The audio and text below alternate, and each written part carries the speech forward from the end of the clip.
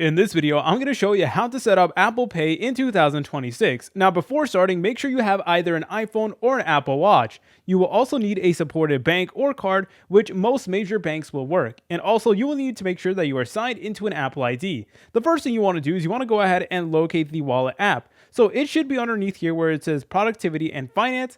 And then bam, you should be able to go ahead and find it. So here is the wallet app. All you want to do is you want to go ahead and press on it. Now, what we need to do is we need to go ahead and press on this plus button on the top menu right over here. And then from here, we can go ahead and add a debit or credit card, a transit card, etc. So what you want to do is you want to go ahead and add a debit or credit card. So typically it is going to use your camera to scan the card, or you could enter in your card number manually like you normally would, and then you should be good to go. Now, your bank may ask you to verify via a text message, a bank app, a email, or phone call or whatever. So just keep that in mind. So I'm going to go ahead and just add my card really quickly. So I'll be right back with you guys. Okay, so I just added my card and now it is going to go ahead and send a verification code to me. So go ahead and enter it in.